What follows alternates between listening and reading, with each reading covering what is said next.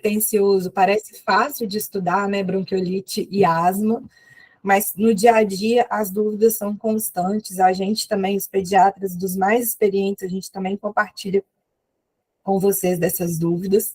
A gente quis trazer esse tema para agora, no início do curso, porque estamos em plena sazonalidade, né? Então, tem muito vírus circulando, a mudança climática, não tem muita criança este ano, então a gente espera que seja útil aí nesses próximos dias, nos próximos plantões, para as tomadas de decisões de vocês, que a gente consiga tomar decisões com a melhor informação, a melhor evidência possível, né? Hoje eu estou, apesar do tema ser grande, pretendo, como sempre, ser breve, eu não gosto de dar aula muito longa, acho que é cansativo para vocês, e pretendo também, às 9h30 da noite, estar acompanhando o Cruzeiro aí, então espero que até lá a gente tenha terminado, ok? Vocês podem me interromper, eu gosto de conversar durante as aulas, eu não vejo o chat, então, Pedro, se quiser me interromper para fazer alguma pergunta que porventura surgir aí, pode ficar à vontade, quem quiser também conversar, falar, pode ficar à vontade, tá bom? Vamos em frente. Quais seriam os objetivos dessa aula? Então, primeiro, rever conceitos básicos de bronquiolite e asma, para a gente conseguir ter na cabeça as duas entidades de doenças obstrutivas das vias aéreas inferiores, que foi até o título que eu dei para essa aula, né? Obstrução da via aérea inferior em pediatria. A gente, dentro de entender esses conceitos, a gente vai conseguir identificar, a partir da fisiopatologia mesmo, que apesar das duas doenças, né, bronquiolite e asma, serem doenças obstrutivas de via aérea inferior, a fisiopatologia dessa obstrução é completamente diferente nessas duas doenças. Apesar do sintoma, às vezes, ser muito semelhante, o quadro clínico ser muito parecido, né, a exacerbação do broncoespasmo e a bronquiolite viral aguda, elas têm fisiopatologia de obstrução de via aérea inferior diferente. Quando a gente entende esses dois conceitos, fica muito mais fácil para a gente avaliar e propor condutas adequadas para cada caso, não ficar ali no meio do caminho, é bronquiolite, é asma, é bronquiolite, certo? E priorizar boas práticas, isso é o mais importante para mim, né? Que a gente consiga avaliar precocemente sinal de gravidade e mau prognóstico dos nossos pacientes, priorizar boas práticas, sempre, gente, evitando obstinação terapêutica, evitando tratamentos que não vão trazer benefícios para os nossos doentes. Então, a gente trouxe essas duas doenças juntas, porque a dúvida existe no nosso dia a dia, sobretudo para aqueles pequenininhos, que às vezes a gente nem pode falar em asma, mas aqueles lactentes sibilantes que parecem muito com os meninos das bronquiolites. Então, a aula, ela é mais ou menos para tentar clarear essas duas entidades patológicas diferentes, tentando conseguir identificar exatamente qual caso é qual tratamento está indicado para qual caso, ok? Então, sumário, vou começar pela bronquiolite, depois vou falar da asma, mais ou menos seguindo o mesmo caminho nas duas coisas, epidemiologia, apresentação, fisiopatologia, evolução, boas práticas. Na bronquiolite eu pus a grande dúvida que dá para a gente, e eu vou falar mais disso depois. E na asma eu acrescentei o protocolo de manejo, que eu vou usar o protocolo da PBH, obviamente, e um caso clínico para a gente ilustrar bem essa história de asma e bronquiolite, ok? Então, bronquiolite. É muito relevante, né, gente? Porque é a principal causa de hospitalização em crianças até os 2 anos. E vai ser mais severa em lactentes menores de 6 meses. Então, a gente vai na nossa vida, qualquer médico, seja ele pediatra ou não, deparar com uma criança com bronquiolite. Seja um paciente, seja um filho, um primo, um conhecido, um sobrinho, né? Sempre vocês vão ter uma notícia que uma criança menor de 2 anos foi internada, às vezes até ficou em estado grave, com um quadro de bronquiolite. Né? Nos Estados Unidos, eles têm uma estimativa recente, isso aqui foi de um estudo que eu tirei muito interessante, que ele tem uma estimativa que 20% de todas as crianças que nascem Então, a cada 100, 20 crianças no primeiro ano de vida vão precisar de atendimento médico por causa de bronquiolite. Então, é uma incidência muito alta, certo? Em 2022, saiu no Lancet uma estimativa de que 33 milhões de casos de bronquiolite em 2019 foram descritos, certo? Então, a gente viu em 2019, 2020, 21, 22, ainda um aumento desses casos, né? Então, talvez a gente vá ver ainda um número mais expressivo nos próximos anos, aí, quando a gente tiver as estatísticas de 2020, 21 e 22, né? Acompanhando notícias aí dos Estados Unidos do ano passado, né, da sazonalidade deles, que deles é no final do ano, né, que é a virada das estações quentes para as estações frias, a gente viu lá uma situação lá de falta de leitos nos Estados Unidos para conseguir atender crianças com bronquiolite. Só para vocês verem que nós não somos os únicos enfrentando esse problema, né? Foi conhecida como a triplandemia, que eles estavam vendo bronquiolite pelo vírus respiratório sincicial, influenza e o Covid, se não me engano, né? Os três em crianças e sim, estourou de atendimento, foi uma coisa inédita lá na atenção médica americana. Em outros países também isso foi descrito, né? E o Lancet, em 2022, fala de uma mortalidade em 2019 maior que 100 mil lactentes no mundo. Então, é muito relevante, tem uma mortalidade alta, né? Claro que se a gente for pensar em termos de número de doentes, número de mortalidade, é relativamente baixo, mas quando a gente vê em números absolutos de mortes, né, 100 mil crianças morrem por bronquiolite em um ano no mundo. Então, é uma doença que requer estudos, requer que a gente se debruce sobre ela, faça pesquisa. A gente teve também aí, não sei se vocês acompanharam, notícias sobre a vacina, né, contra o vírus respiratório sincicial, que já vinha sendo usado para gestantes com bons resultados, porque a gente consegue passar a imunidade para o bebê, né, os anticorpos prontos que a gestante produziu durante a gravidez e nos primeiros meses pós-parto, e isso talvez seja uma virada de chave aí de bronquiolite, quem sabe daqui a uns anos a vida do pediatra ou dos emergencistas aí nas urgências, ela vai melhorar. Né? Estou bastante confiante nisso. Desculpa.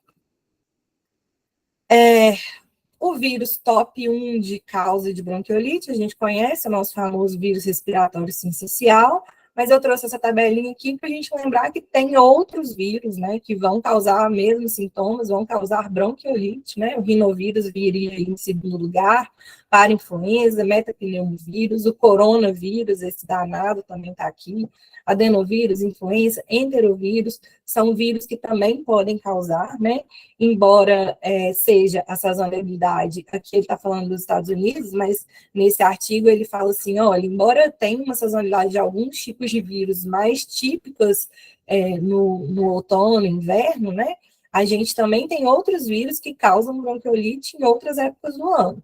E aí, por isso que é uma doença que acaba que a gente vai ver o ano inteiro, mas muito mais prevalente na época de outono e inverno, muito mais o responsável principal seria o vírus respiratório sincicial, ok? Mas lembrem que outros vírus que circulam em outras épocas do ano também podem causar bronquiolite, e é por isso que a gente vê o ano inteiro. A apresentação, então, é uma criança que teve contato com o vírus, né, partículas infectadas com o vírus, por via aérea superior, né, gente? E aí, a incubação de 4 a 6 dias após o contato, essa criança começa com sintomas de uma infecção de via aérea superior, né, um resfriado comum mesmo.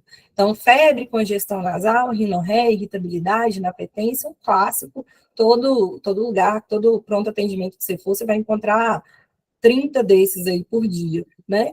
E aí, alguns dias depois, esses sintomas que inicialmente estavam restritos às vias aéreas superiores, eles, em um terço dos pacientes, vão começar a manifestar como sintomas em vias aéreas inferiores. E é nessa mudança aí de chave que o nosso paciente geralmente aparece na sala de urgência e emergência, uma criança geralmente lactente e jovem, tossindo com taquipneia, sibilância, que é o problema, né? Talvez para a gente, esforço respiratório e um padrão de hiperinsuflação pulmonar. né? E aí essa criança, ela pode, claro, evoluir bem, melhorar com as medidas iniciais, enfim, o tempo, e ela pode também evoluir para piora do padrão respiratório, hipoxemia e insuficiência respiratória aguda. Esse aqui é o que tira o nosso sono, né? Porque, como uma doença viral, uma boa doença viral, eu costumo dizer, a gente não tem remédio que tira com a mão, a gente fala isso para a mãe, mas ela fica extremamente frustrada, e o tratamento é um tratamento suportivo, a gente vai ajudar a criança a passar por essa infecção viral. Não tem milagre que tire ainda a bronquiolite com a mão. E aí, quando eu vou explicar isso para as mães, eu ainda falo, se eu descobrir um tratamento efetivo para bronquiolite, eu vou ficar rica, milionária, bilionária, talvez, né? Mas, como toda boa infecção viral, o melhor tratamento é o próprio sistema imunológico da criança. E a gente está aqui para dar suporte, para ajudar ela a melhorar, certo? A fisiopatologia, e eu estou falando isso porque vai ajudar a gente a entender a etiologia da obstrução da via aérea inferior e a entender uma medida inicial que é muito importante para essas crianças. O vírus, gente, ele vai infectar inicialmente as células epiteliais da mucosa das vias aéreas superiores, então, sobretudo da mucosa nasal, né? Então, o vírus infectando, ele vai se acoplar ali no tecido epitelial e a gente vai começar obviamente, o vírus vai começar a progredir para o bronquíolo, lá embaixo do lúmen, dos bronquíolos terminais do paciente, né? Além disso, ele vai promover descamação de células da nasofaringe, e isso vai ser aspirado lá para o bronquíolo terminal, e essa aspiração de células da nasofaringe com quantidade significativa de vírus respiratório sincicial, que vai afetar lá as células do trato respiratório inferior, do trato respiratório baixo, né? E aí... Seu áudio cortou um pouco. Ah, deve ser a internet. Se puder repetir um pouquinho da fisiopatologia. Ok. Então, eu estava falando que o vírus respiratório sincicial vem pela mucosa nasal, né, gente? E aí, posteriormente, ele vai alcançando os bronquíolos terminais, a via aérea baixa, e ele vai chegando nesses bronquíolos terminais, carregando células da nasofaringe que foram literalmente arrancadas ali daquela via aérea do epitélio da mucosa superior. E essas células vão carregar o vírus respiratório sincicial lá para os bronquíolos terminais, chegando na via aérea baixa, certo?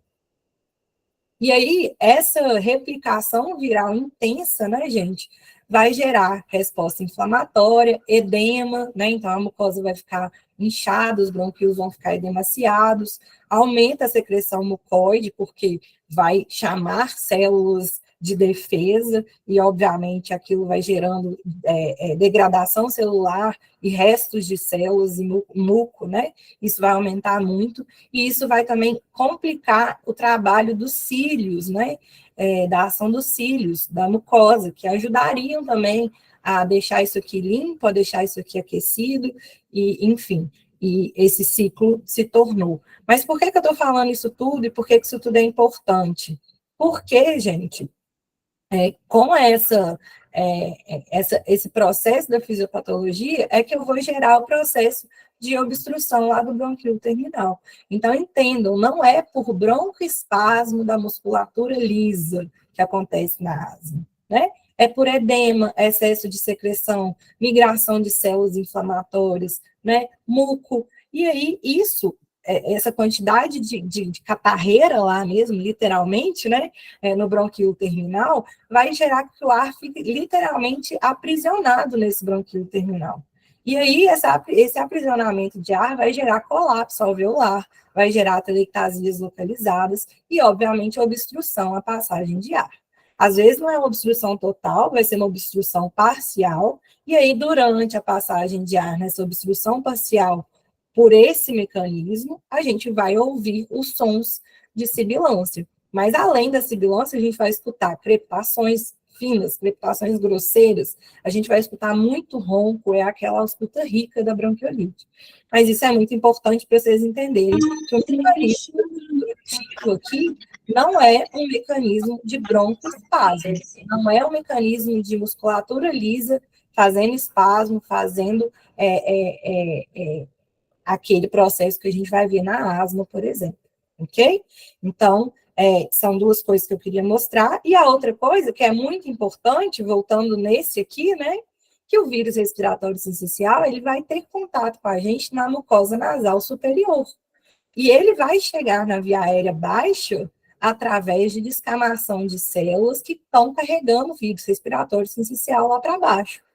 Então, gente, ao primeiro sinal de rinorreia, se eu lavo o nariz de uma criança, não é apenas uma coisa louca do pediatra, esse trem de lavagem nasal, mas eu literalmente tiro mecanicamente enorme quantidade de vírus, de células descamadas, de muco, de restos celulares que estão carregados de vírus respiratório sincicial que chegariam na via aérea inferior. Então, se eu lavo o nariz do meu paciente no início do quadro, naqueles 3, 4 dias que ele chegou só com sintoma respiratório superior, eu literalmente reduzo a chegada do vírus respiratório sincicial na via aérea baixa e vou reduzir os danos da bronquiolite nessa criança. Explicado simplesmente pela fisiopatologia da doença, como o vírus chega lá. Ok? Então, no início do quadro, a gente vai ter essa replicação intensa do vírus respiratório sincicial no epitélio da mucosa nasal, e se a gente lavar bem esse nariz, lavar de maneira eficaz, a gente vai reduzir a carga viral que vai chegar na via aérea inferior. Então, não tem jeito, não adianta a criança chegar gripada para vocês com sintomas de via aérea superior apenas, e a gente querer passar corticoide, a gente querer passar antibiótico antes da hora, não adianta, se a gente não fizer o principal, que é rinorreia é igual a lavagem nasal.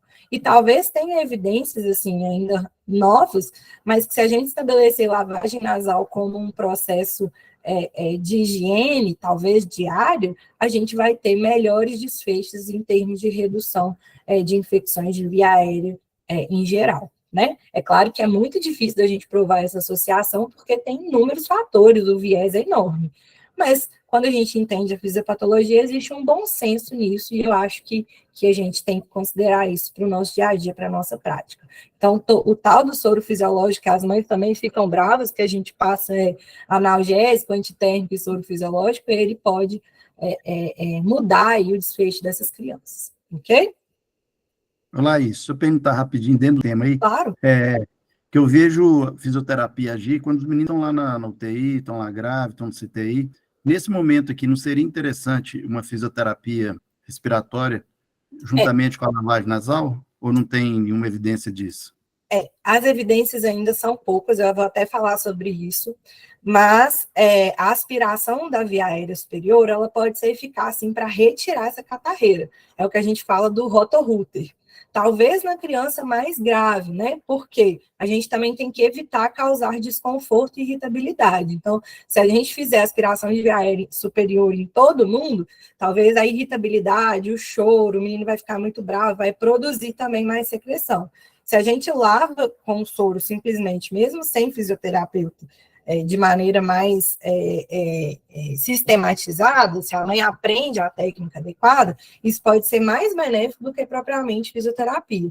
E aqui, eu estou falando também da criança que chegou ainda só com sintomas de via aérea superior, né? Então, ela está só com a catarreira. Mas a criança já mais grave, com um quadro moderado ou um quadro grave, sim, sem dúvida, o fisioterapeuta é nosso melhor amigo ali, porque por mais que a gente tente fazer igual, a gente não consegue aspirar tão bem quanto elas, né? E isso é uma mudança, assim, na questão. Agora, tem outro lado também, né? O bebê muito pequeno, às vezes as manobras de fisioterapia, sem ser aspiração, elas são muito difíceis de serem feitas. Então, tem ainda dúvidas sobre isso, sabe, Silmar? Mas, enfim, sem dúvida, aspirar a via aérea pode ser também uma coisa boa, ok? Obrigado. E aí a evolução, né, gente? Então, o menino chegou com um quadro de bronquiolite, eu tenho que olhar para ele e conseguir pensar, será que esse menino vai mal ou vai bem nessa bronquiolite? Porque a maioria vai bem, né? 2/3 não vão evoluir grave. 1/3 é um menino que vai ter cansaço, taquipneia, desconforto, que pode evoluir para insuficiência respiratória. E quem é essa criança? É a criança com menos de 45 dias de vida, então os muito pequenininhos são meninos que têm cara de evoluir mal, né? Prematuridade, então a gente sabe que menor que 29 semanas é fator de risco para pior prognóstico. Os estudos não mostraram diferença entre 30 semanas e 37 semanas. Entre 30 e 37, eles evoluem semelhante, mas o prematuro menor que 29, ele evolui mal, ok? Exceto se ele for prematuro com doença pulmonar crônica da prematuridade, aí, independente da semana de idade gestacional que ele nasceu. Se ele tiver displasia broncopulmonar, esse menino é fator de risco para pior prognóstico, ok? Os cardiopatas, obviamente, né, eles vão evoluir mal com quase tudo, mas sobretudo a hipertensão pulmonar, ela vai piorar aquele clearance de secreção respiratória, né? Então, a hipertensão pulmonar é um fator de pior prognóstico. Dentro das cardiopatias congênitas, ela é a pior. Os imunodeficientes, aí entra todos os nossos pacientes, possivelmente da rede SUS-BH, né? A vulnerabilidade social. Mas vamos lembrar também daquela estratificação. Quanto mais vulnerável, obviamente, pior o prognóstico daquela criança, né? E aí vem isso aqui, que é a baixa concentração de anticorpos maternos. Então, obviamente, a criança que tem aleitamento materno, ela tem uma evolução melhor na bronquiolite, né? Em relação ao aleitamento artificial, e o nosso grande viradinho de chave aí vai ser quando a gente conseguir vacinar as gestantes contra o vírus respiratório sincicial, que aí eu aumento a produção dela de anticorpos antes mesmo do bebê nascer, e eu já vou passar anticorpo para o bebê pronto aí, pelo leite materno, né? Então, vacinação contra VRS em gestante, obviamente, tem que ser conjugada também no aleitamento materno, não só vacinar a gestante, né? E aí, falando um pouco de boas práticas, esse é um artigo que eu gosto muito, ele é muito fácil de ler, embora ele seja em inglês, assim, ele foi lançado em 2022, é um artigo alemão, que é da revista de cuidados intensivos, e ele fala sobre um guideline prático mesmo do manejo da bronquiolite severa em crianças menor que 12 meses, admitidas. Aí ele coloca na UTI, mas assim, né, gente, a nossa realidade é que muitas vezes a gente está com crianças com complexidade de CTI no pronto atendimento, sobretudo aí nas UPAs e tal. Por mais que a gente tente melhorar isso, a gente tem que saber esse manejo no pronto atendimento. Então, eu considero que, embora esse guideline seja específico para a UTI, a gente consegue tirar muitas coisas interessantes dele para a criança na unidade de urgência, né? E aí seria, mais uma vez, só esclarecendo, então são crianças menores de 12 meses e graves, né? Aquele menino que está bonzinho, um esforço leve, é óbvio que algumas recomendações aqui valem para todo mundo, mas isso aqui eu estou tentando focar no grave, que é onde a maioria de vocês vai ter mais dificuldade, né? Aliás, todos nós vamos ter mais dificuldade, né? E o que é que ele coloca aí como boas práticas? Número 1, e eu brigo com meus residentes, e vou continuar brigando enquanto eu estiver lá, que a gente não precisa realizar radiografia de tórax de todo bebê que passar com bronquiolite.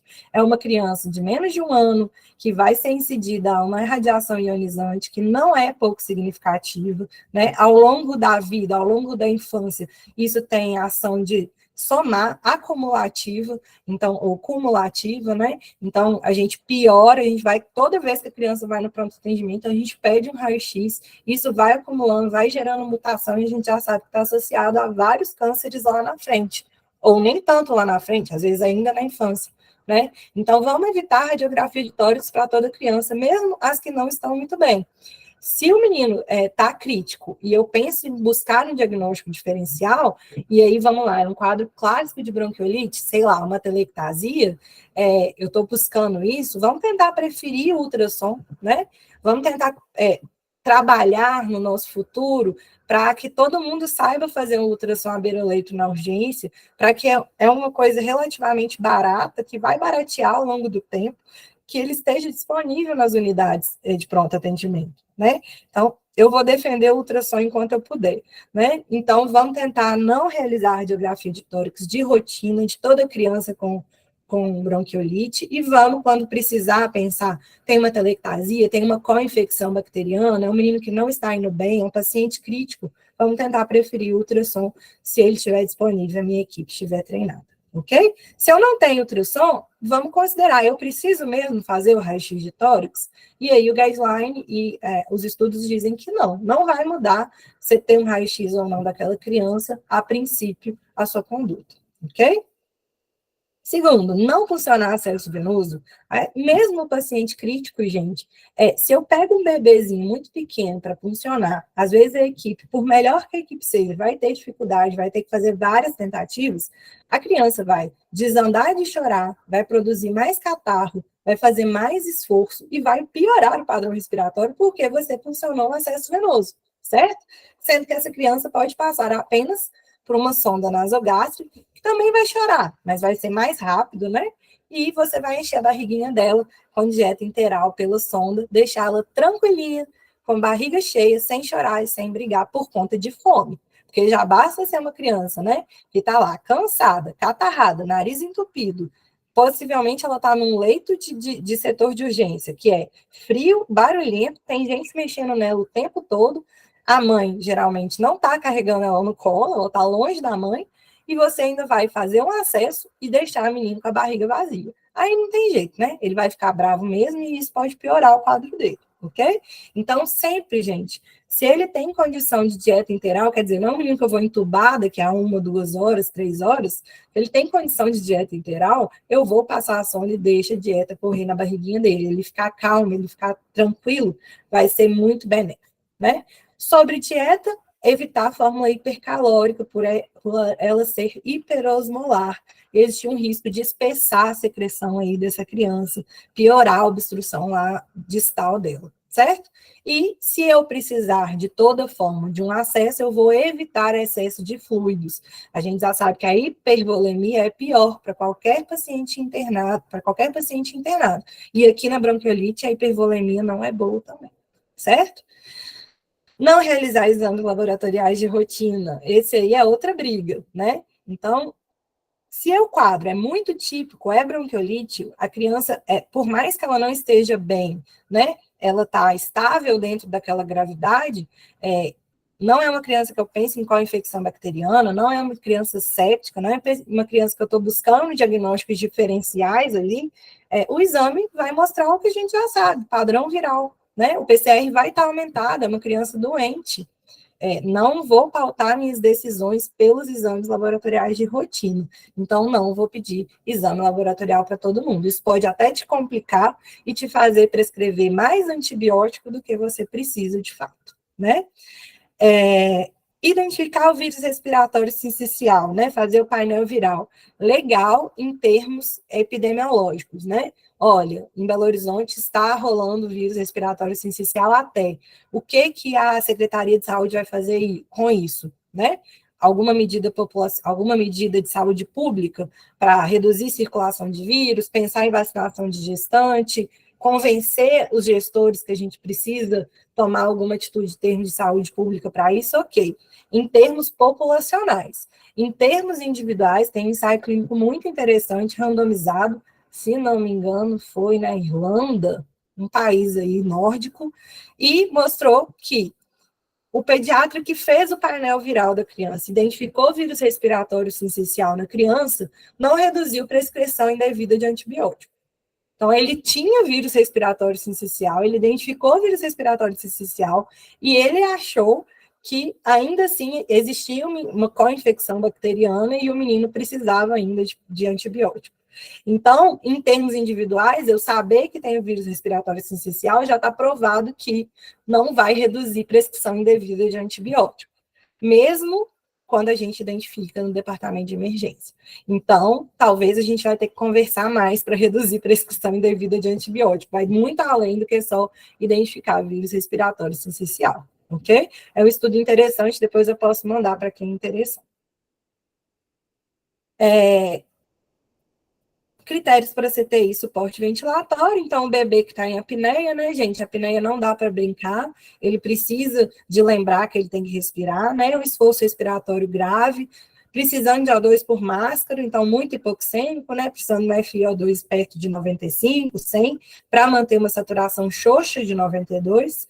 A gasometria arterial, lembrando que a gente não pede de rotina, mas quando existe, né, ela ajuda a gente a definir se esse menino precisa ir para CTI ou não. Então, pH menor que 7,3 ou um PCO2 mais que 60, e alteração de nível de consciência. Então, aquele menino muito prostrado, muito jogado, ele já não está mais bravo com as nossas medidas ali, né? Ele já não está mais querendo o colo da mãe.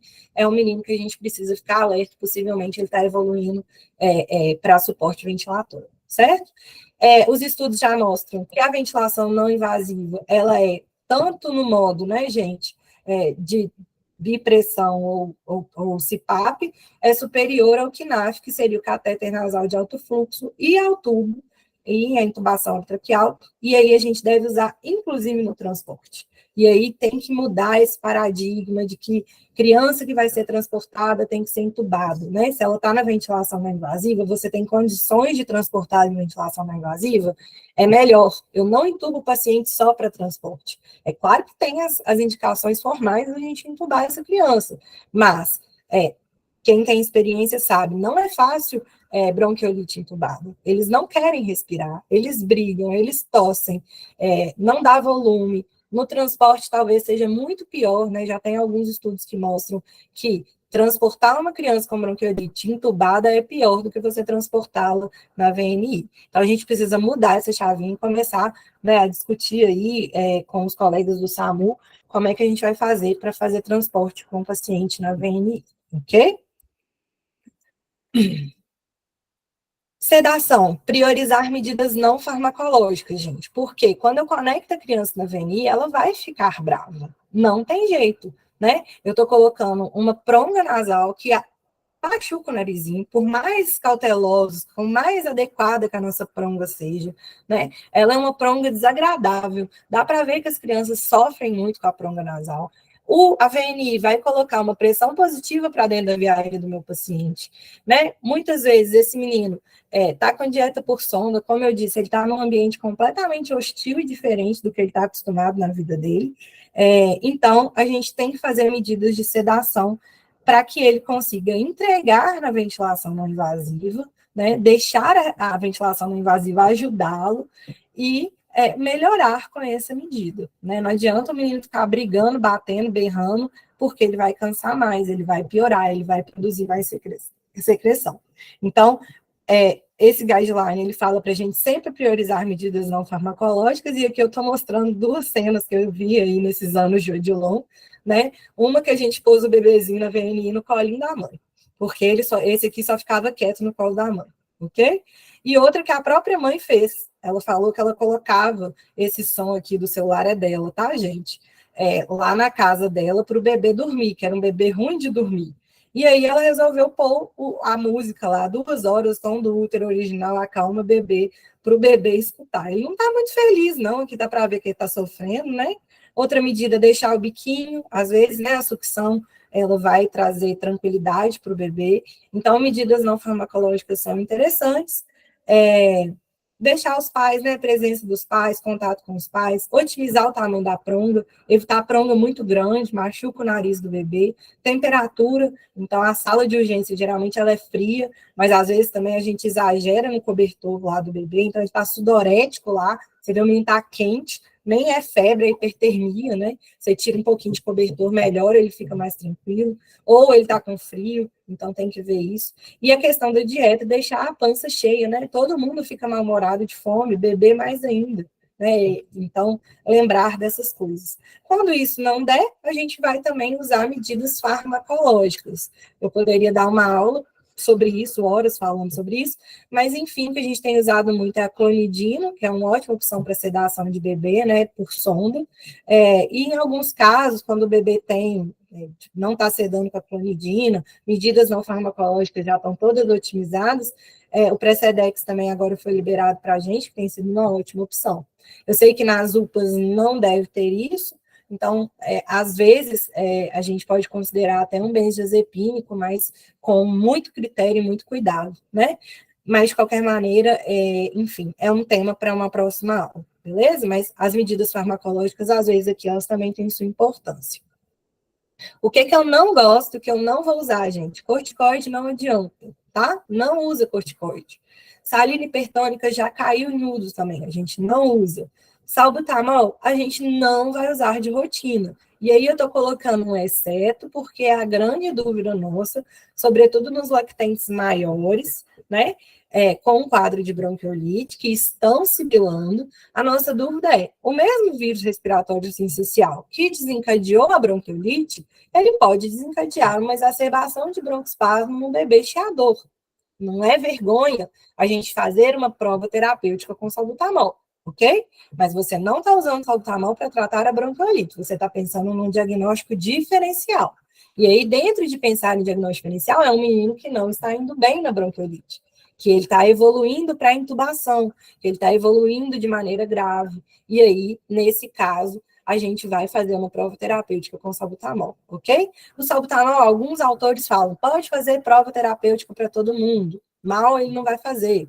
Agora, outros autores falam, olha, se você confia no seu diagnóstico de bronquiolite, não é o salbutamol que vai tratar. E os meninos muito piquititinhos, gente, 1 mês, 2 meses, 3 meses, eles não são bebês classicamente que vão exacerbar broncoespasmo por mecanismo de broncoconstrição.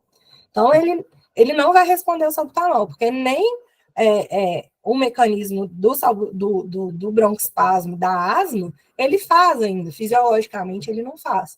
Então, assim, outros autores falam, tentem maior de 3 meses, porque os meninos muito pequenininhos, eles realmente não vão responder, podem confiar, ok? Agora, é um menino que vai para o tubo, não está indo bem, eu estou aqui na UPA, eu vou tentar? Vou tentar, é uma medida de uma tentativa meio desesperada, que se ele responder, vai ser bom, né? Então, a gente não julga essa tentativa. A questão é, se ele não responde, salbutamol, ele é um sintomático, né? Então, eu vou dar, eu vou melhorar, vou reverter o broncoespasmo na hora. Se ele não melhorou, ele não reverteu o broncoespasmo, ele não responde. Não é para ficar fazendo de manutenção. Por quê? Aí eu vou fazer irritabilidade no bebê, ele pode ficar mais agitado com o salbutamol, né? Eu tenho que reposicionar o bebê toda hora para fazer o salbutamol. Enfim, pode ser que eu piore ali se eu ficar tentando um tratamento que não está fazendo efeito, obviamente, né? E antibiótico só se eu tiver com infecção bacteriana, não vou me prolongar nisso. A grande dúvida, gente, a dúvida de vocês, a minha dúvida, a dúvida dos meus residentes, a dúvida de todo mundo é: os 2 pacientes iguais, né? Eles são gêmeos, não irmãos, ok? O João e a Maria. Os 2 têm 6 meses.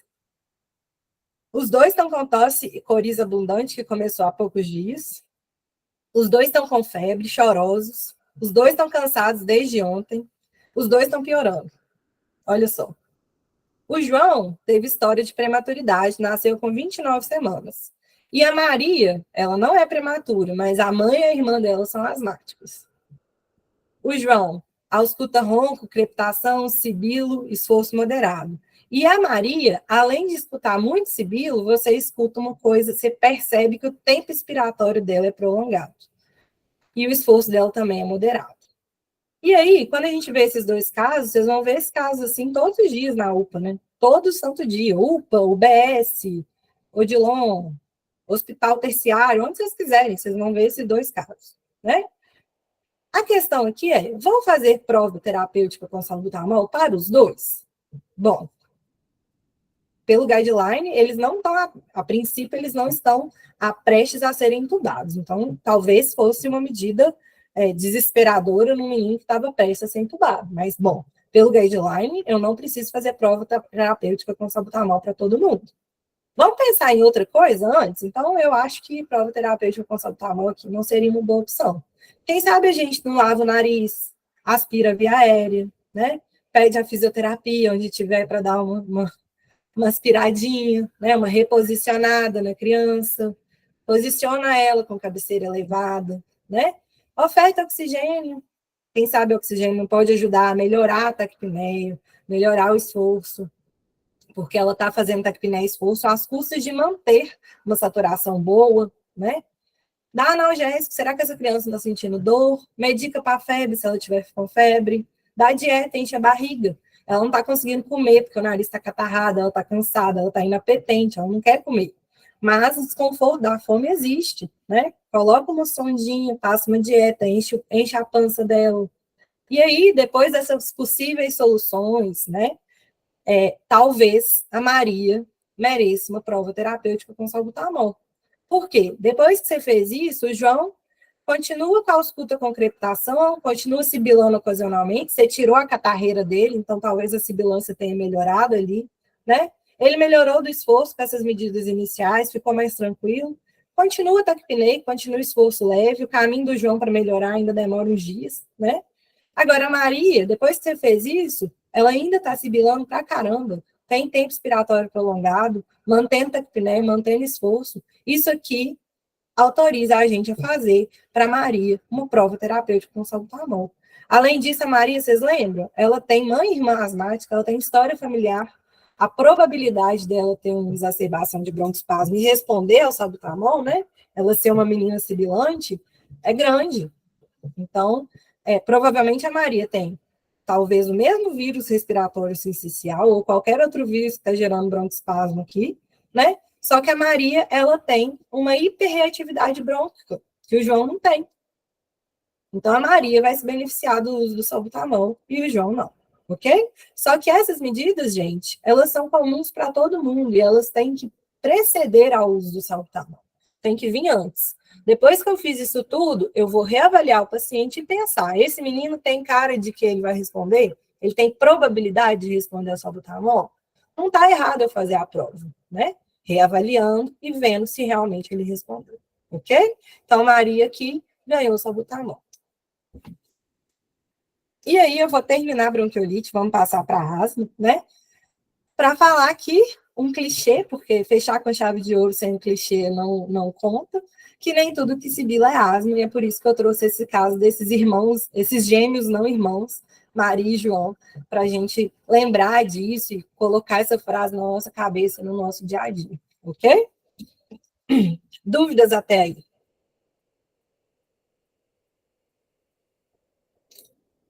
Ótimo.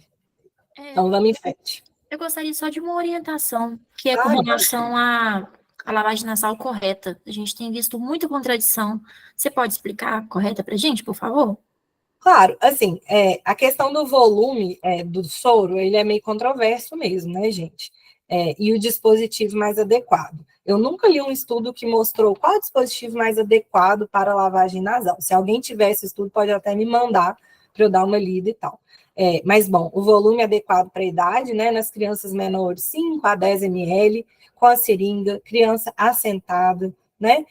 O jato não é tão rápido, é um jato forte, porém forte, consistente, porém não muito forte, porque causa muito desconforto, né? Se a gente fizer um jato muito forte. Então, de maneira sistemática, sentei a criança, sorinho, soro fisiológico, eu particularmente acho que a gente tem que usar o soro fisiológico mesmo. Já vi algumas pessoas falando sobre o soro fisiológico caseiro, mas eu acho complicado de mensurar os volumes, as quantidades, tá? Então, soro fisiológico, seringuinha, volume. Criança menor, 5 a 10 ml, criança maior, 10 a 20 ml, certo? E lavar com a seringa, deixar a catarreira sair, passa de um lado, passa do outro. Nem sempre vai sair do outro lado do nariz do menino, né? O menino não vai engasgar, ele vai engolir provavelmente, mas também tem que estar ali um posicionamento sentadinho, com a via aérea bem aberta ali para ele conseguir fazer, né? É isso. Mas realmente existe uma enorme quantidade de informações sobre isso e eu ainda não vi nada sistemático e tal. Eu vi um documento da Sociedade de Otorrino sobre alguma coisa do tipo, depois posso procurar e te mandar, me manda um e-mail que eu te mando. Ok? Perfeitos. Uma última dúvida com relação, tem limite, não, né? Não, o limite é sob demanda, né? É claro, gente, que eu vi uma pessoa que lavava tanto o nariz da criança que a criança estava ficando com dermatite na região da base do nariz, assim, sabe? De tanto que ela machucava o nariz do menino, porque era a louca da lavagem. Então, assim, de 2 em 2 horas, de 3 em 3 horas, né? Se for uma lavagem, se a criança tolerar volume menor, lava com mais frequência. Se a criança tolera um volume maior, lava com menos frequência. Então, vai espaçando conforme a produção do catarro ali, literalmente, né? Mas, assim, isso eu estou falando de experiência da pediatra, cadeia de evidências ruim, tem poucos estudos sobre, então eu acho que a evidência melhor talvez seja a opinião do especialista mesmo, né? Ok? Olá, isso, Oi. só rapidinho, com relação à vacina da gestante, o que tem de preconizado mesmo? Então, ainda não, era um estudo de fase 3, até onde eu vi, tá, Silmar? Ainda não foi liberado para comercialização e venda nos Estados Unidos, mas é um estudo que está caminhando para a fase 4, que mostra que vacinar gestantes contra o vírus respiratório sincicial passa anticorpos e protege os bebês, né? Tem uma esperança aí que vai estar em comercialização em pouco tempo, assim, mas a gente ainda, né, vai demorar possivelmente para chegar no Brasil, vai demorar para a gente conseguir virar a chavinha da população para entender que a gente precisa, né, aderir às campanhas de vacinação, mas é uma esperança. A gente já tem estudos legais aí mostrando que a gente está com expectativa muito boa, né? O que impulsionou essas pesquisas foi esse último ano, de 2022, 2021, que teve uma enorme quantidade de bronquiolite nos Estados Unidos. Então, acabou que, né, a grana impulsionou lá as pesquisas da vacina, certo? Obrigado. De nada. Laís, Olá, Is. Oi. Você falou que compartilhar o material com a colega. Você podia compartilhar o material no grupo. Posso sim. Tá, eu vou dar uma olhadinha, eu vou conseguir ele, até uma colega que é otorrino que me mostrou, eu vou pegar ele e compartilhar essa questão da lavagem nasal. Mas no final eu vou deixar um QR Code para vocês pegarem as referências dessa aula, embora eu não tenha colocado nada sobre lavagem nasal nas referências, ok? Ok, obrigada. Obrigada.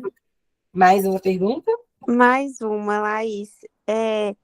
Eu queria saber a partir de qual idade assim, você indica fazer a lavagem nasal, sabe? Porque às vezes dá um pouquinho de medo de fazer num menino muito pequenininho. Uma vez eu li que era a partir de 1 mês.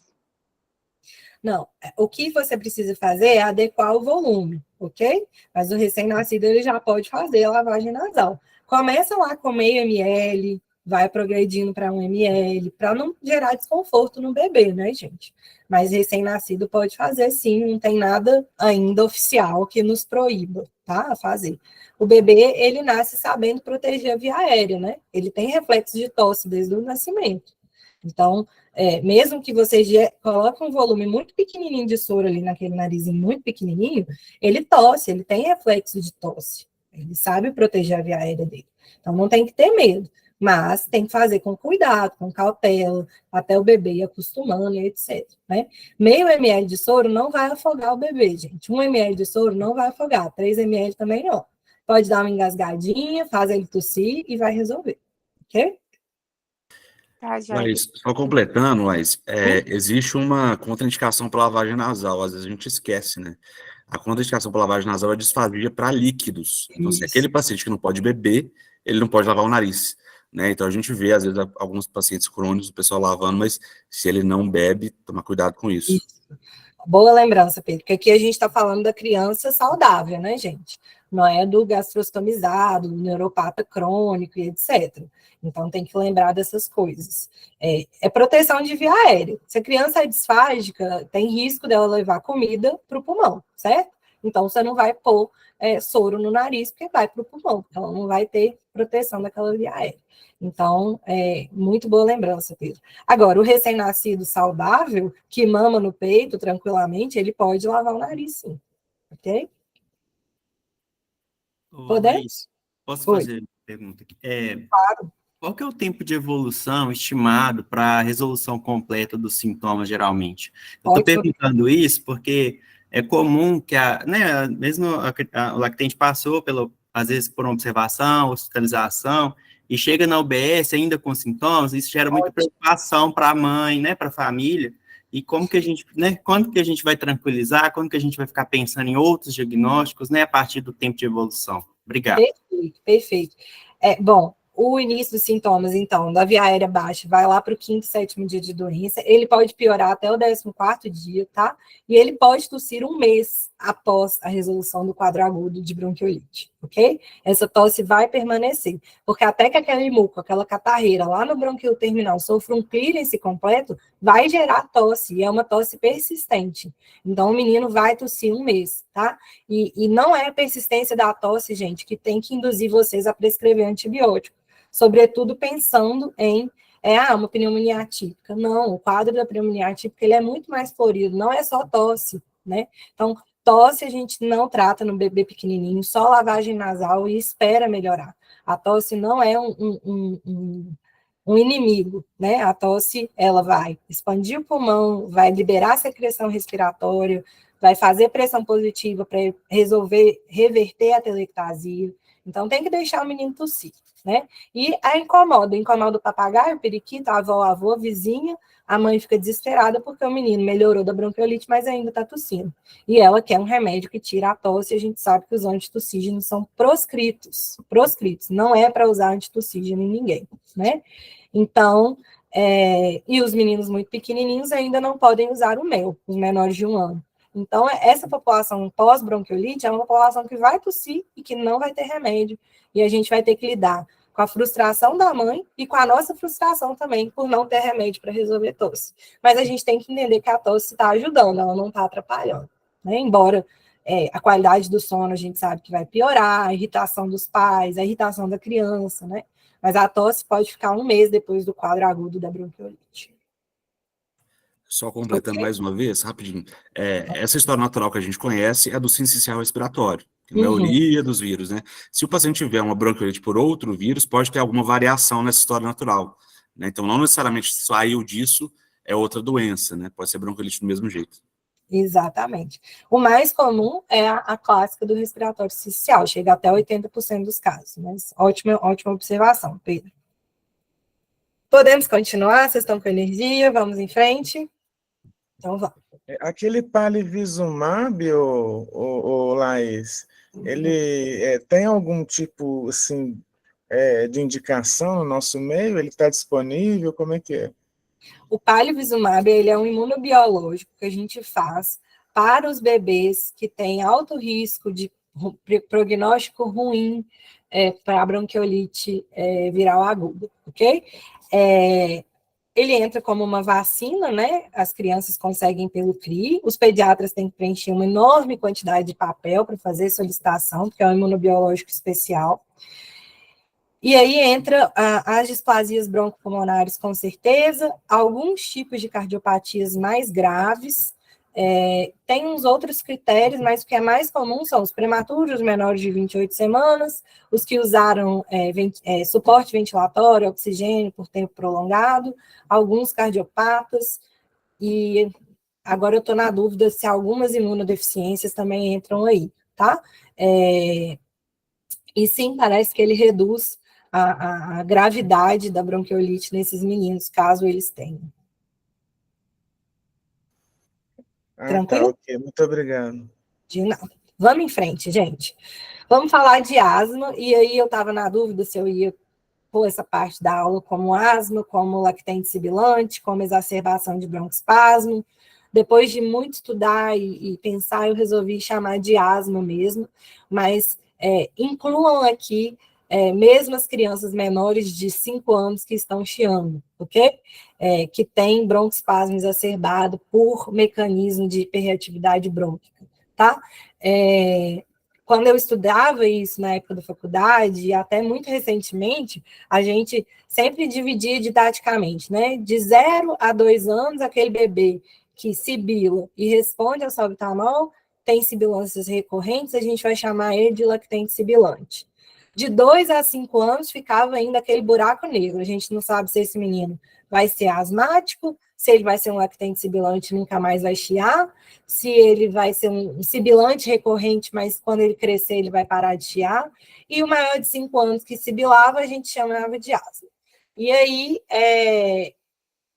eu estou falando sobre isso porque eu procurei essas respostas de novo, assim, e nas atualizações, eu fiz essa aula com base no GINA 2022, e, na verdade, o próprio GINA fala que é muito difícil a gente determinar se um pequenininho que está chiando vai ser asmático ou não. Então, é difícil mesmo, continua sendo difícil, naquela época era difícil, hoje continua difícil, a gente ainda não resolveu esse problema, certo? A asma é a doença crônica mais comum na infância, vai causar grande morbidade na faixa etária, é responsável por absenteísmo escolar, então o menino para de ir na escola, ou falta muito à escola, por conta de exacerbação asmática. O menino vai muito ao hospital, ao pronto atendimento, ao UBS, por conta de exacerbação asmática. Né? E aí, a gente quer falar que a asma, academicamente, são crianças maiores de 5 anos e tal, só que mais de 50% dos casos, os sintomas vão começar antes dos 5 anos. Né? O bebê chiador, ele é uma entidade real, né? E o bebê chiador responde ao salbutamol sim, né? E aí, começa antes dos 5 anos, mas né, a sibilância recorrente vai ocorrer numa grande proporção de crianças de 5 anos ou menos, por conta de infecção viral do trato respiratório. Então, eu tenho criança predisposta a broncoespasmo, e eu tenho vírus, eu vou ter criança menor que 5 anos sibilando por conta, desencadeado por vírus, certo? E isso é um problema, isso é o que faz a confusão da nossa cabeça lá do João e da Maria, porque provavelmente a Maria é uma bebê de 6 meses, que fez um broncoespasmo em decorrência de uma infecção viral, mas que tem uma hiperreatividade brônquica. Então, é uma bebê que provavelmente vai ser asmática no futuro. Eu brinco com os meninos, tem cara, focinho e história familiar de asma, né? Então, é muito parecido com asma. Para classificar, a gente tem dois métodos, duas classificações. Eu, particularmente, nem gosto de falar em classificação, mas com o tempo eu percebi que talvez se a gente classificar, a gente vai conseguir clarear mais na nossa cabeça os fenótipos de asma, o que a gente vê de asma aí, mesmo nos menores de 5 anos. E aí, vamos lá. Baseada em desencadeantes, a gente tem 2 tipos de classificação.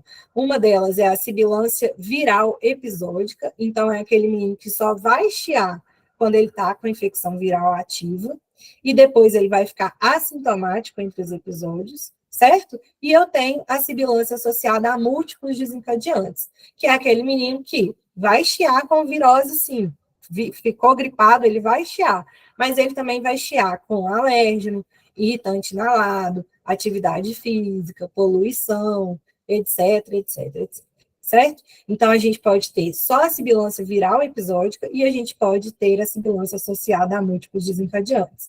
Percebam que esses 2 casos estão dentro do capítulo asma, né? Então, esses 2 casos a gente vai tratar de maneira semelhante, mas eles são essencialmente diferentes, ok? E a gente tem a classificação baseada na evolução. Então, tem o bebezinho que tem uma sibilância transitória, ele teve o primeiro episódio de broncoespasmo antes dos 3 anos, e depois dos 3 anos ele nunca mais chiou, ok? Tem o bebezinho que tem uma sibilância persistente, quer dizer, ele começou antes dos 3 anos, mas ele continuou chiando na idade pré-escolar, e até os 6 anos ele chiou, depois dos 6 anos ele não chiou mais. E tem a sibilância tardia, desculpa, eu falei errado. Ele começou chiando antes dos 3 anos e pelo menos até os 6 anos ele chiou. Ele pode continuar chiando aqui na sibilância persistente, tá, gente? Depois dos 6 anos. E a sibilância tardia é que o menino começou a chiar após os 6 anos. Isso aqui direto e reto no pronto atendimento, né? Chega aqueles meninos de 8 anos, nunca chiaram com a crise grave de broncoespasmo, crise grave de asma. Aí a mãe fala, que é isso, doutora? Nunca chiou, nunca usou bombinha, o que aconteceu? Sim, existe essa entidade, esse fenótipo de sibilante tardio, né, que chia pela primeira vez depois de velho, ok? E aí, aquela dúvida que eu estava falando com vocês, lactente sibilante, asma, de 3 a 5 anos, está no buraco negro, eu não sei se é lactente sibilante, se é asma, se vai ser asma, enfim. Eu busquei no GINA e eu encontrei essa frase que talvez tenha causado mais aflição no meu coração do que paz. Mas ele diz, olha, eu traduzi, tá? Por isso está entre aspas. Pode ser desafiador fazer um diagnóstico confiável de asma em crianças de menos de 5 anos. Por quê? Crises episódicas com sintomas respiratórios como sibilância e tosse também são comuns em crianças sem asma, particularmente naquelas de 0 a 2 anos. E não é possível avaliar rotineiramente a obstrução pulmonar ao fluxo aéreo ou a responsabilidade ao broncodilatador nessa idade. Uma abordagem baseada em probabilidade, com base no padrão dos sintomas durante e entre as infecções respiratórias virais, parece ser útil na tomada de decisão. Então, ele fala, olha, é desafiador mesmo a gente olhar para um menino menor que 5 anos, olhar para ele e falar assim, será que esse menino vai ter asma? Ele tem asma. Por quê? Crianças de 0 a 2 anos com infecções virais chiam, e elas respondem ao salbutamol. E nem sempre a gente vai conseguir, nessa criança, avaliar o pico de fluxo, que seria o peak flow, resposta ao broncodilatador de uma maneira objetiva, né? E aí ele fala, então, quando você se deparar com um caso que você tem dúvida, faça uma anamnese bem feita, faça perguntas que vão te aumentar a probabilidade de uma resposta positiva para asma. E aí, com base nessa probabilidade da criança ser asmática, você vai tomar sua decisão ali na urgência, ok? Então, o próprio Gina, que algumas pessoas acham que é o oráculo da asma, né?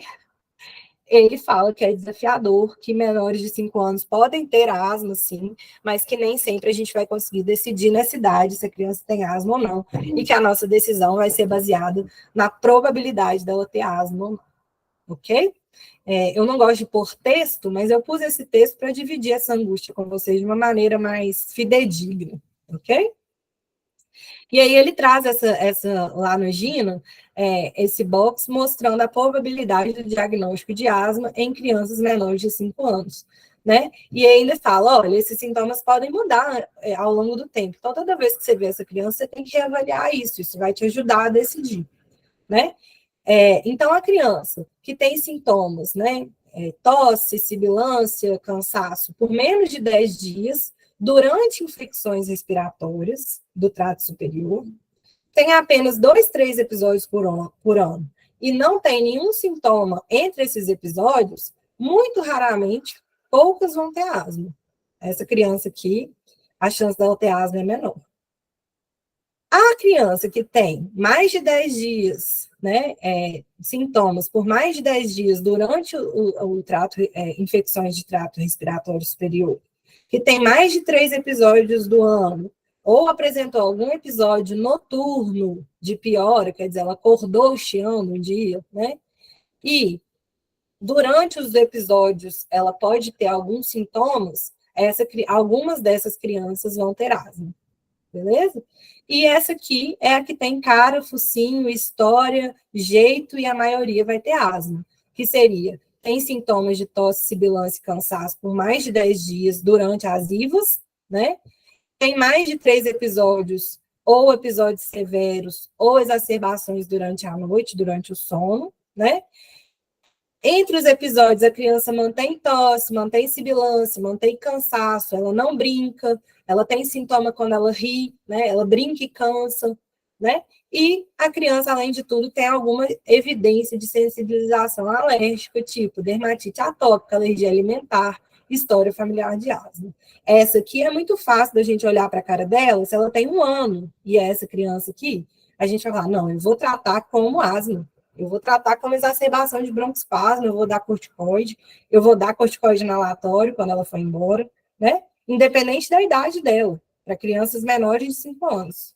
Essa cara, focinho, história de asma, só não tem idade ainda de 5 anos, mas essa tem asma, a maioria vai ter asma. A difícil mesmo, gente, é a criança que tem asma e está nesse boloco aqui, ó.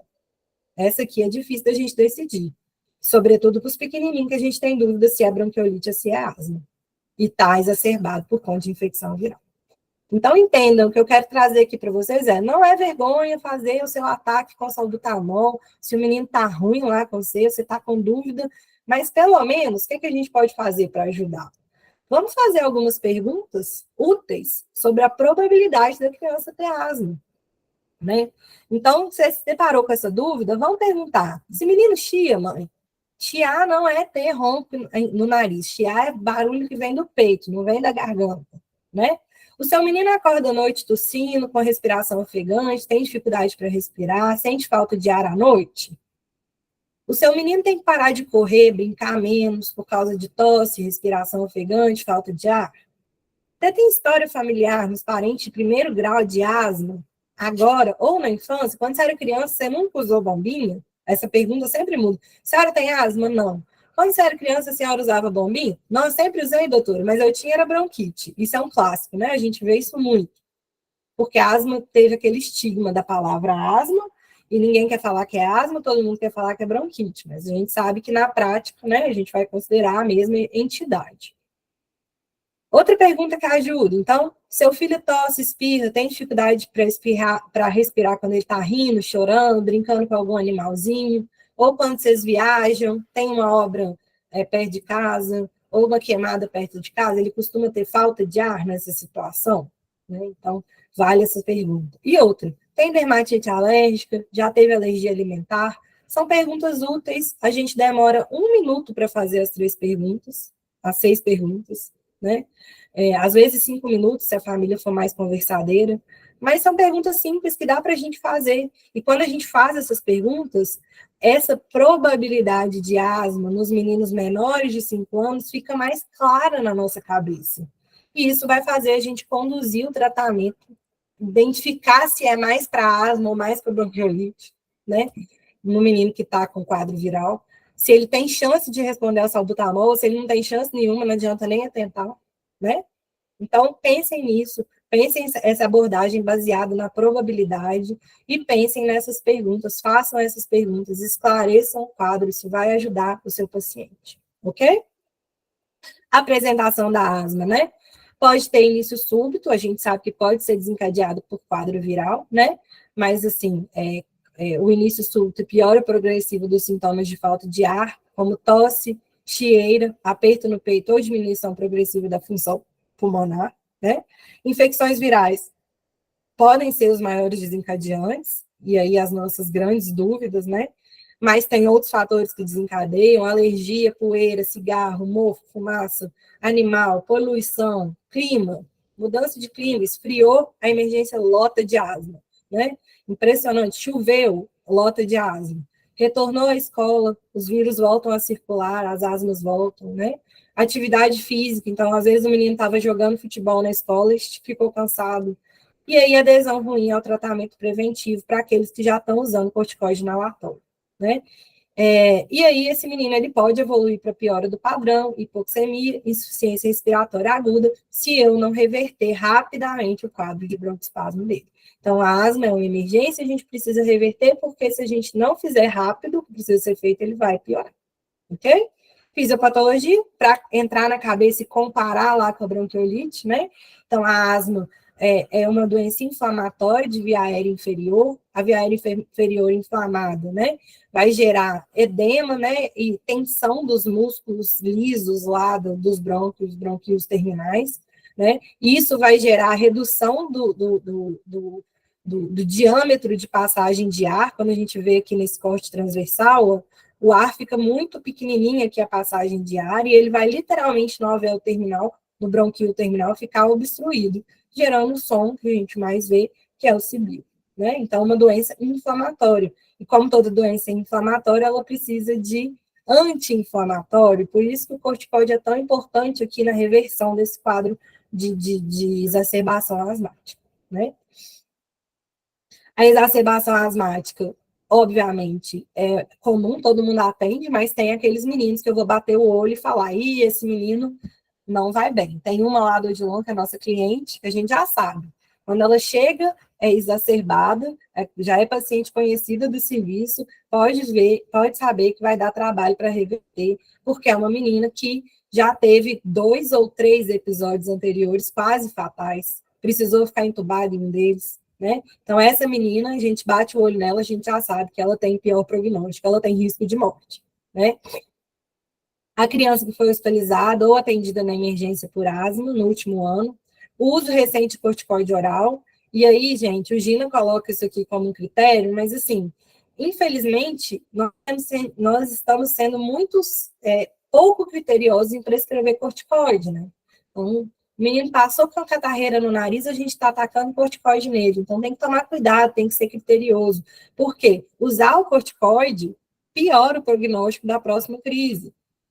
Usar o corticoide sem motivo, então, vai piorar o prognóstico do paciente. Né? Corticoide não é um medicamento isento de riscos, pelo contrário.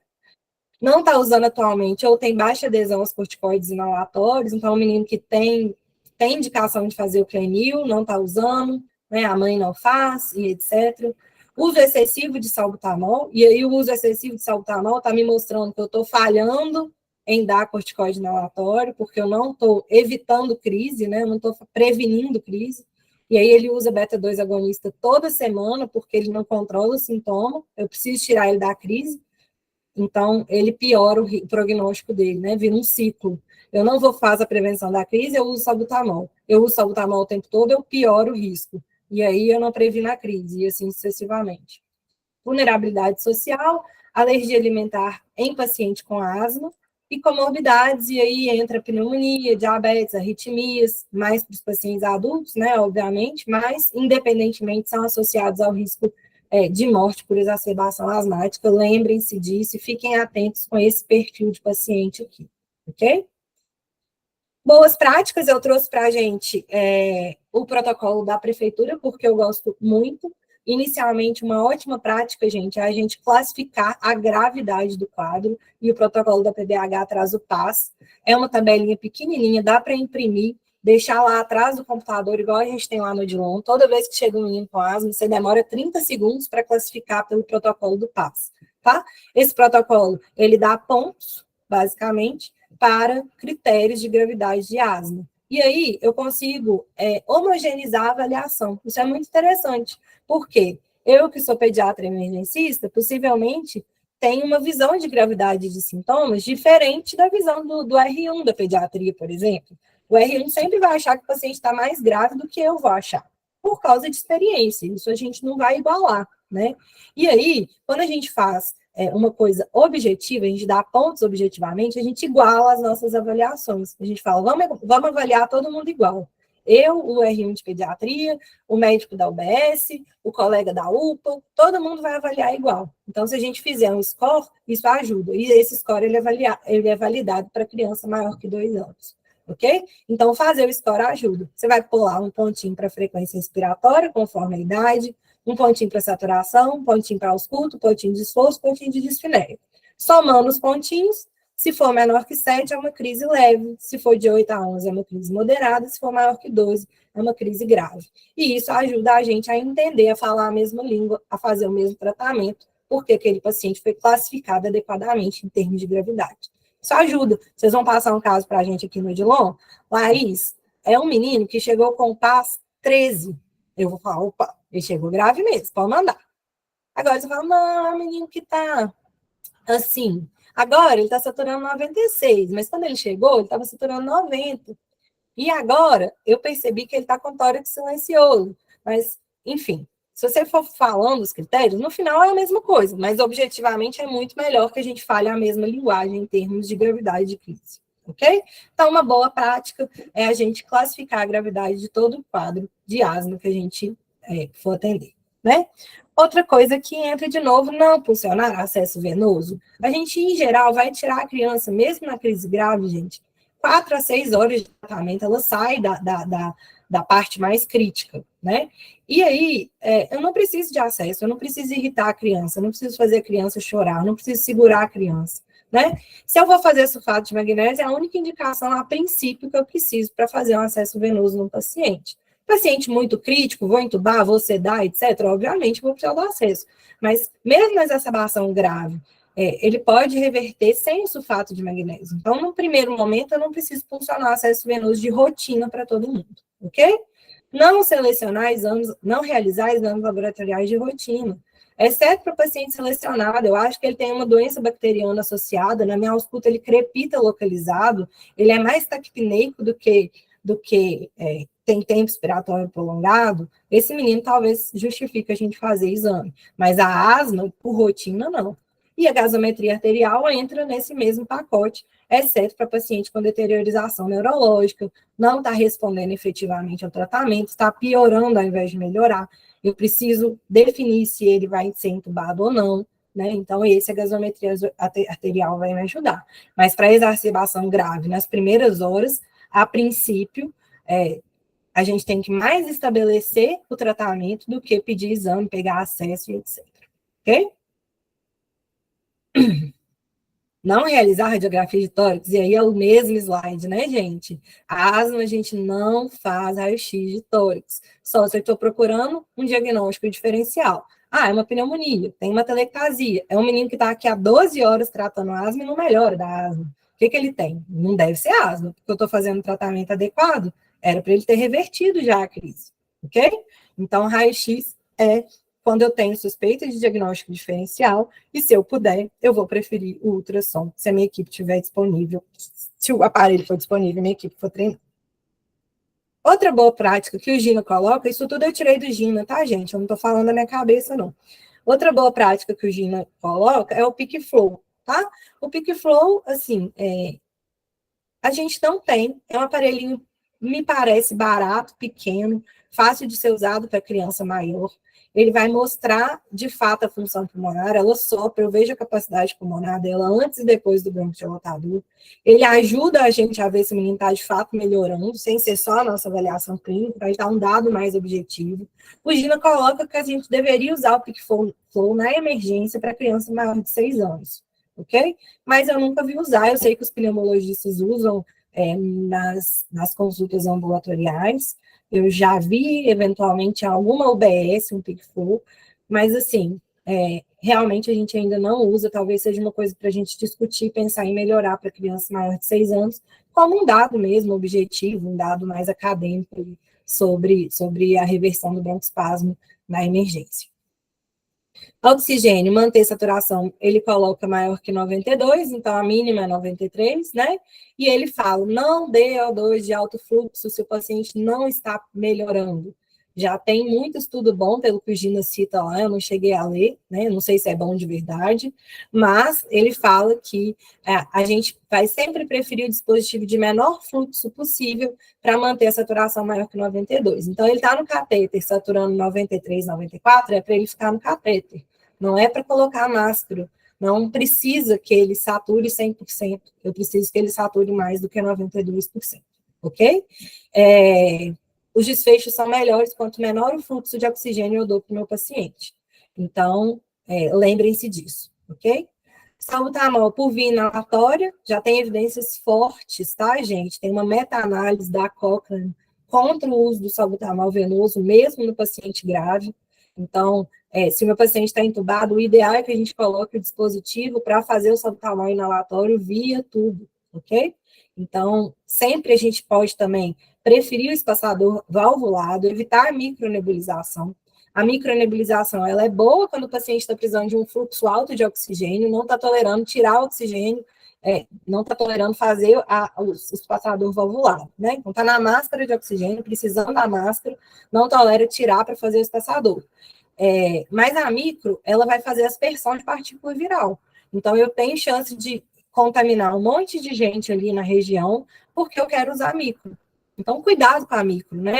Ela é importante, ela tem indicação, mas usar de rotina não é a melhor estratégia para a gente evitar de fazer aspersão de partícula viral daquela criança para outras crianças. A gente sabe que o nosso espaço é muito limitado, né? A gente tem ali meio metro ali entre um bebê e outro, quando muito. Então, tomar cuidado com isso, tá? E a dose hospitalar, Rugina Novo já traz isso, 2022, que a gente pode otimizar a dose. Em criança maior de 5 anos, a gente pode chegar a 10 jatos, desde que a gente tenha monitorização de efeitos colaterais. E ele fala, se a criança está dentro de um serviço de atendimento médico, você pode fazer uma dose até de 10 jatos para essas maiores de 5 anos. As menores de 5 anos pode chegar a 6 jatos, mas pode otimizar a dose, ok? E aí ele fala em idade, né, gente? Mas tem criança de 6 anos que está pesando 60 quilos. E aí você pode usar uma dose de 10 jatos, porque é uma criança grandona, né? Então, lembrem-se de otimizar dose. A gente já não usa mais doses homeopáticas de salbutamol nas crises graves. A gente tem que otimizar, porque isso pode ajudar o paciente ali naquela fase crítica da doença, ok? Os corticoides sistêmicos, lembrar que eles demoram 4 horas para fazer efeito, então admitir o menino, eu dei o corticoide, dá 4 horas para ele para fazer o efeito anti-inflamatório. Nessas primeiras 4 horas, até pode ser que você não vai ter aquela resposta mágica, que você vai mandar o paciente para casa em 2 horas.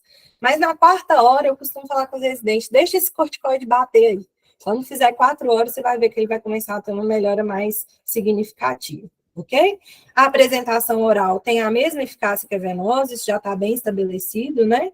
Outra coisa que é nova, e mais está bem estabelecida também, é que já tem estudo bom mostrando que dose de 1 a 2 miligramas por quilo dia é semelhante. Não faz diferença fazer 1 miligrama ou 2 miligramas por quilo dia, ok?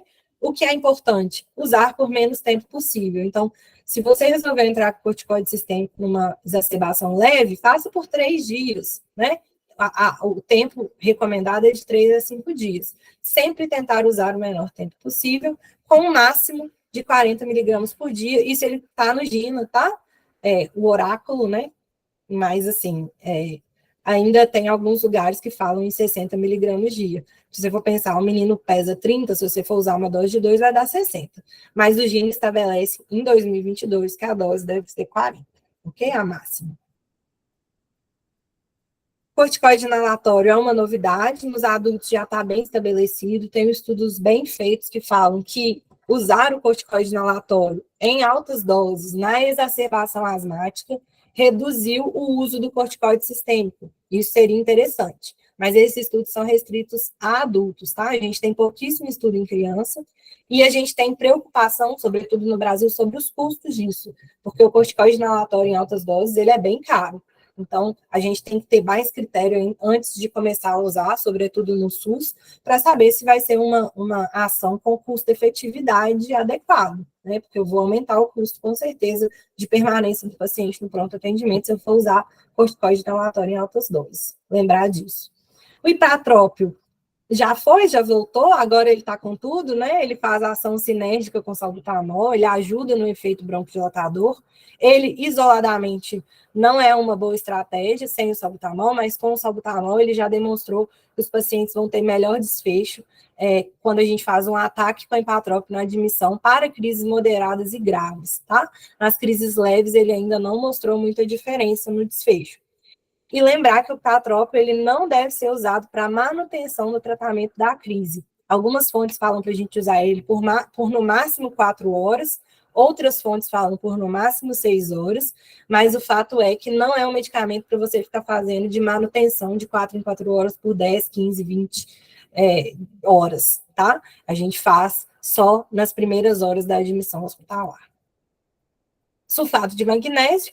É engraçado o sulfato de magnésio, porque a gente faz muito Nodilon nas crises graves, a gente vê que as pessoas melhoram, quando a gente vai ler, não tem evidência robusta sobre a eficácia na população pediátrica. Isso é meio frustrante quando acontece, né?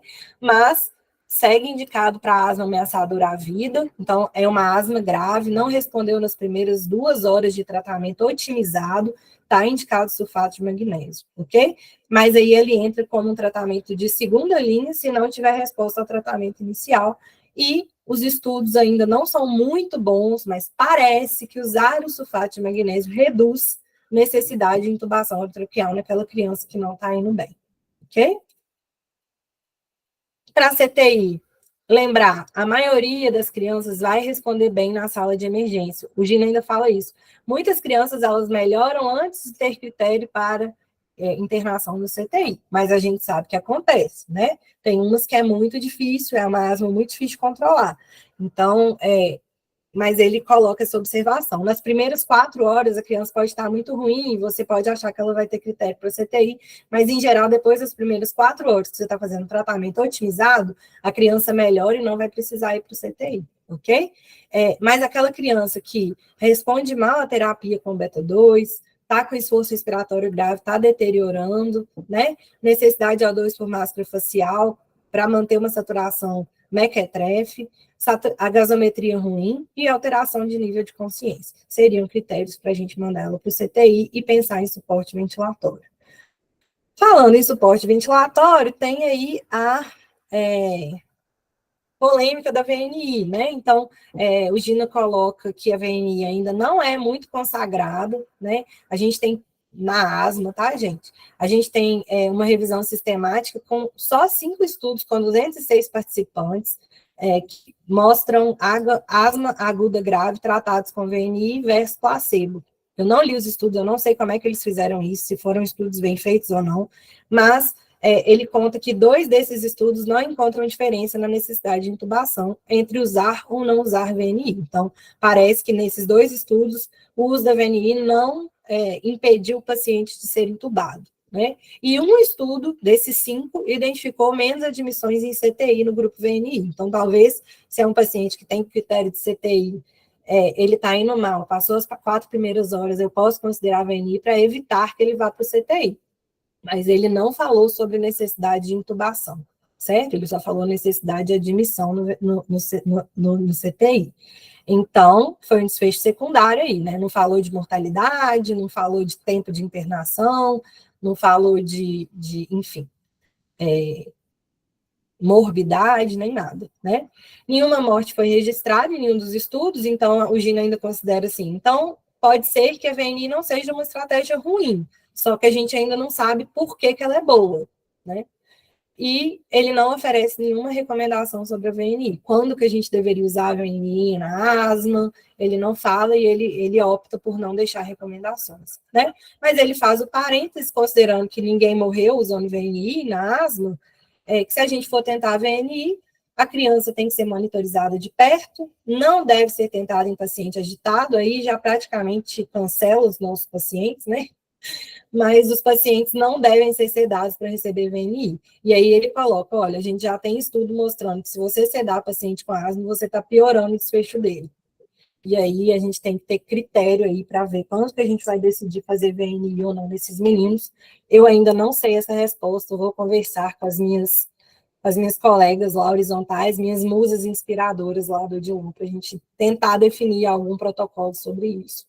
Mas não existe e o Gina não recomenda nem que use e nem que não use, ok?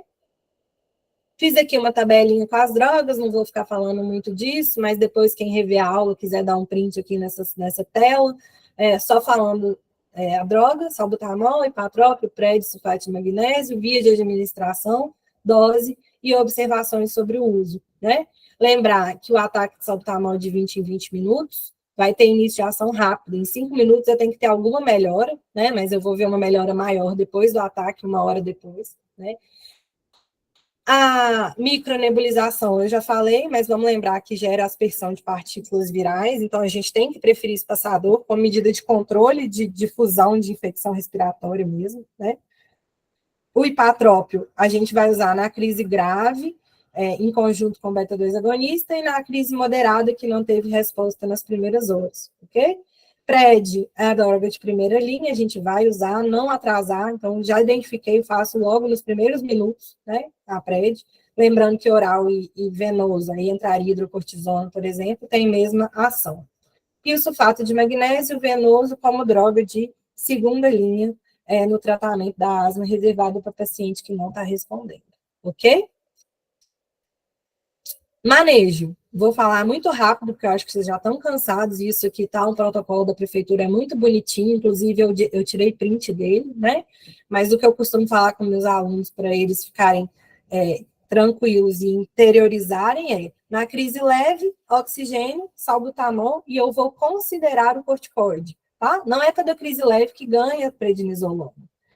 A crise leve, a gente vai dar prednisolona se o menino teve sintoma nas últimas 48 horas e está usando beta-2 sem resposta. Se ele tem exacerbação frequente, e aí a maioria dos nossos pacientes ganha por causa disso, né, chia sempre, e se ele está recorrendo a sintomas depois de 2 horas do primeiro ataque. Então, eu fiz o ataque, daí a 2 horas o menino está cirilando, vai querer salbutamol de novo, ele ganha corticoide. Mas em teoria não é bater o olho, crise leve, vou fazer corticoide, tá? Em teoria, a gente tem um tempinho para decidir o corticoide na crise leve. A crise moderada, oxigênio, salbutamol, corticoide para todo mundo da crise moderada, e aí eu considero o ipatrópio que com 60 minutos depois do primeiro ataque, Se ele não teve resposta, eu vou dar ipatrópico para ele como ataque também e vou reavaliando, né, gente? Ok? E na crise grave, é tudo no primeiro momento. Então, oxigênio, salbutamol, corticoide, ipatrópio, reavaliação, e aí, com 2 horas, o protocolo da prefeitura coloca 2 horas, eu já vi algumas fontes que falam 1 hora, né? Eu posso já sulfatar essa criança, se ela continua em crise grave, se ela não teve resposta após o ataque. Então, no final das contas, gente, asma é uma doença para ser reavaliada, né?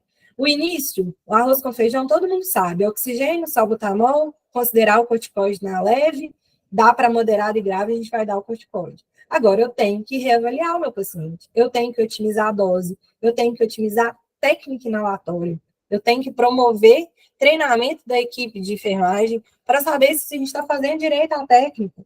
Eu tenho que ver se a bombinha está cheia, né? Os nossos salbutamóis os nossos frascos de salbutamol do SUS, eles não são dosimetrados. Então, é muito complicado, porque é o mesmo frasco, vai usar para várias crianças, faz ataque com 10 jatos, você pensa, um ataque vai gastar 30 jatos, né? Durante o dia, um frasco não dura para 5 crianças. Então, o frasco esvazia e o menino piora, e ele não melhora, e ele não está melhorando porque o frasco está vazio. Então, eu tenho que otimizar a dose e eu tenho que fazer a técnica adequada e garantir que o menino está recebendo a medicação, porque o frasco esvazia e ninguém vê, né? E aí o menino não melhora, não melhora, não melhora, a gente vai testar, o frasco está vazio, e por isso que ele não está melhorando. Não quer dizer que ele é difícil de reverter, ele não está recebendo o tratamento, né? E aí o sulfato de magnésio, se não houver resposta nas primeiras 2 horas de tratamento, lembrar que ele pode gerar efeitos colaterais, hipotensão é o mais temido, né? E aí a gente tem sempre que fazer monitorização de PA durante a infusão do sulfato de magnésio. Geralmente a gente faz antes, com 15 minutos, e depois da infusão. E fica do lado, o menino tem que estar monitorizado para receber sulfato de magnésio. Ok? A prefeitura coloca que se você fez sulfato de magnésio na emergência, né, em 240 minutos ele não melhorou, então a prefeitura te dá 4 horas para você considerar mandar esse menino para o CTI. Ok? Gente, 1 segundo, que a minha mãe já me ligou 3 vezes e eu tô preocupada. Desculpa. Oi, mãe. Eu tô dando aula. Tchau. Tá tudo bem, ela só queria saber onde eu tava. Desculpa aí pelo break. Vou acabar, gente. Caso clínico. Luiz chega lá, 9 anos, previamente asmático, vai para o pronto atendimento em exacerbação iniciada ontem à noite. A mãe diz que ele tosse, está chiando, tem dispneia e ainda vomitou de tanto tossir, né? Afebril, taquipneico de 28, 9 anos, né? Frequência cardíaca 118, saturando 89. Dispneia moderado. Fala frases incompletas e esforço respiratório com retrações intercostais e sibilos respiratórios difusos. Esse aqui é todo dia, né? A gente atende o Luiz todo dia da nossa vida. Quem trabalha na emergência todo dia, né? Óbvio. E aí, como que eu conduzo o Luiz? Primeira coisa da boa prática é monitorizar, óbvio, ofertar oxigênio, o menino está desaturando, né? E aí eu vou classificar a gravidade do quadro. Eu pus aqui para a gente lembrar, ó. Ele tem 9 anos, certo? E ele estava com a frequência de 28. Então, ele ganhou 2 pontinhos aqui. Estou fazendo o passo do Luiz. Ele está saturando 89 em área ambiente. Então, aqui, ele ganhou mais 2 pontinhos, ok? 4 pontos para o Luiz no passo. Na ausculta, fala aqui, ó. Sibilos expiratórios difusos. Sibilos expiratórios, mais 2 pontinhos para o Luiz. Então, ele ganhou até agora 6, beleza? Vamos em frente. Sinal de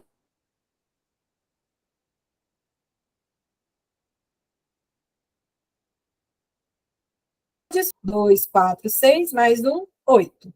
E dispneia, frases incompletas ou choro curto. Então, ele ganhou mais 2 pontinhos pela dispneia, porque ele está com frases incompletas. No final das contas, 2, 4, 6, 8, com mais 1, 9. Paz 9 é uma asma considerada moderada. Aí não tem muito segredo, né? Eu classifiquei a asma como moderada, eu sigo em frente no meu protocolo com tratamento da asma moderada. A gente viu oxigênio, salbutamol, prednisolona na primeira hora, porque é moderado, ganha prednisolona imediatamente. Beleza? Respondeu depois do ataque? Se ele respondeu, vida que segue. O salbutamol vai ser sob demanda, né? Eu posso deixar a manutenção de 4 em 4 horas, se ele ficar bem, eu posso até dar alta para esse menino. Mas se ele não respondeu na primeira hora, eu vou dar ipatrópico para o Luiz, para ver se ele vai responder, né? Fiz isso tudo, reavaliação frequente, e ver para que lado que o Luiz vai. Ele vai melhorar, ele foi para manutenção, posso deixar a manutenção de uma em uma, ou se ele estiver muito bem, eu estou na sala de urgência, eu estou vigiando ele, eu deixo de 4 em 4, deixando de 4 em 4, eu vigio se ele vai piorar antes, se ele ficou com salbutamol de 4 em 4, ele vai para casa, né? O Luiz, gente, por ele ter tido uma crise moderada e ter ficado hospitalizado com isso, ele tem indicação de corticoide inalatório. Então, eu posso, na minha alta, já começar o corticoide inalatório para evitar que o Luiz tenha uma nova crise de asma em pouco tempo. E o que é mais importante para a gente, e que eu queria deixar de mensagem aqui para finalizar a aula de asma, manda uma cartinha para o médico da UBS, fala com ele, olha, o Luiz teve aqui uma exacerbação moderada, ele precisa de controle de sintomas, né? Lembra que asma é uma doença para ser controlada na atenção primária. Ela é uma doença para prevenção, ela não é uma doença para a gente estar discutindo na urgência. Não era para ter asma na urgência, se a gente tivesse, quer dizer, tratando bem, né, prevenindo bem, fazendo a prevenção, a profilaxia da asma bem feita, a gente ia ter poucos casos na urgência. Então, o número de casos que a gente atende no pronto-socorro está mostrando para a gente que, possivelmente, a gente poderia melhorar a nossa estratégia de atenção primária para controle de asma. Então, eu queria deixar essa mensagem. Conversem com o médico da UBS, façam uma cartinha, orienta a mãe a ir, fala para a mãe que lá ela tem que controlar essa asma, senão todo dia ela vai estar no pronto-socorro com esse menino, né? Então, façam essa contra-referência para a UBS, falando que aquele menino não está bem controlado e que ele precisa de ações preventivas que têm que ser feitas na atenção primária, né? Era isso, gente, que eu tinha para falar para vocês. 7 minutos de jogo do Cruzeiro, mas podem fazer perguntas, que eu espero um pouquinho. Se jogar o celular nesse QR Code, vocês vão ter as referências de asma. Eu coloquei lá o GINA, coloquei lá o protocolo da prefeitura e coloquei 2 artigos muito bons de bronquiolite, ok? E também vai ter aqui nesse QR Code o link do pós-teste. O meu e-mail está aqui. Quem quiser me cobrar alguma coisa, lá aí você esqueceu isso, lá aí você esqueceu aquilo, também estou no grupo. Não vou pôr meu telefone aqui, né? Porque, obviamente, essa aula vai para o YouTube, mas vocês podem me chamar também lá no meu telefone. Ok? Dúvidas e perguntas? O QR Code funcionou? O meu não funcionou, não, Laí. Manda mensagem agora. O meu funcionou aqui. Seu funcionou, Pedro? Sim. Vou tentar de novo. Isso.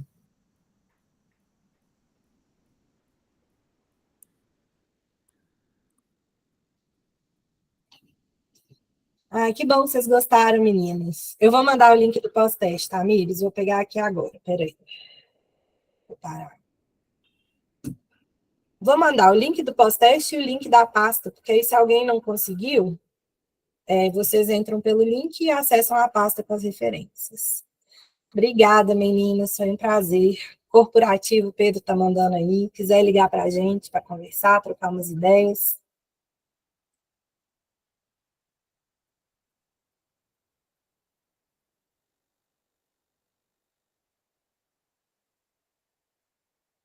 Gerar link. Vou pôr aqui, ó, link do pós-teste.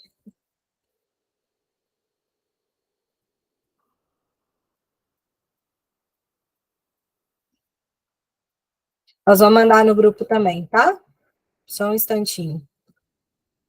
E também, gente, eu peço só um pouquinho de paciência para a gente colocar as aulas no YouTube, porque não é tão simples, é aula grande, demora para baixar, e tem um residente que ajuda a gente, mas vocês sabem que eles trabalham muito, então a aula vai, o YouTube vai ser carregado, mas tem que ter um pouquinho de paciência. Dúvidas? Alguém quer trocar alguma ideia, quer falar alguma percepção? Estamos todos cansados, mas eu estou aqui.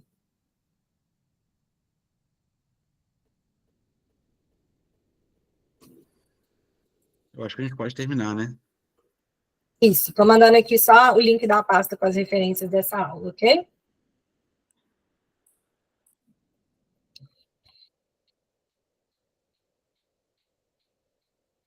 Ok, pessoal, foi um prazer, então, acho que a gente pode encerrar, Pedro. Beleza, boa noite, gente. Até semana que vem. Boa noite. Boa noite.